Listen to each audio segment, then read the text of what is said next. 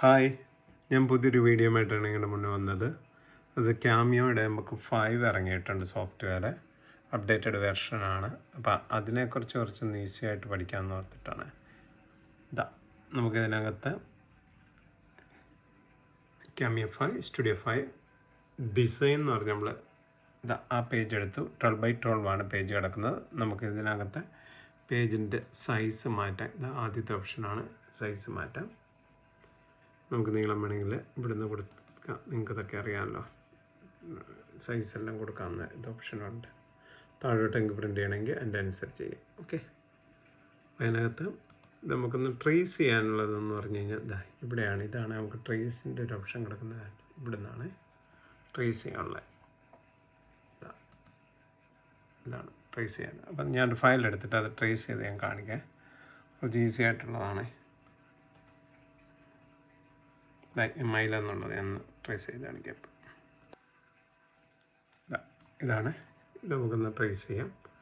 നമ്മൾ trace area എടുത്തു, എന്നിട്ട് ഏരിയ സെലക്ട് ചെയ്തു. ഏരിയ സെലക്ട് ചെയ്തിട്ടുണ്ട്.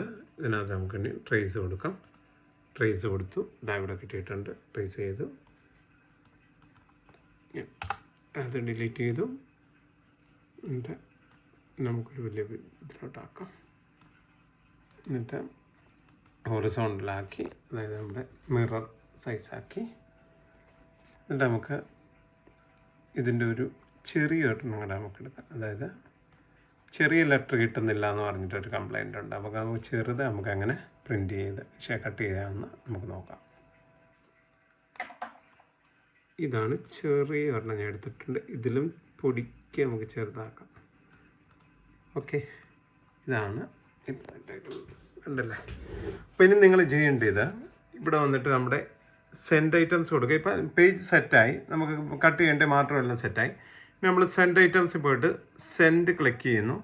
ഇതിനകത്തൊരു ഗുണമെന്ന് പറഞ്ഞു കഴിഞ്ഞാൽ വിനയിൽ നമുക്കിത് എല്ലാ ഇതുണ്ട്. നമ്മൾ ഇതിനകത്ത് പ്രസ് ചെയ്ത് കഴിഞ്ഞാൽ നമുക്ക് കസ്റ്റം ചെയ്യേണ്ട സാധനങ്ങളെല്ലാം ചെയ്യും. നമ്മൾ ഒരു പ്രാവശ്യം ഒന്ന് സെറ്റ് ചെയ്തിട്ട് കഴിഞ്ഞാൽ നമുക്കത് വീണ്ടും ഒന്ന് പ്രസ് ചെയ്ത് കൊടുത്താൽ മതി. ഇപ്പം ഞാൻ വിനയിൽ എന്നുള്ള ഏതെങ്കിലും ഒരെണ്ണം നിങ്ങൾക്ക് ഇവിടെ നിന്ന് സെലക്ട് ചെയ്യുമോ ഇഷ്ടമുള്ളത്.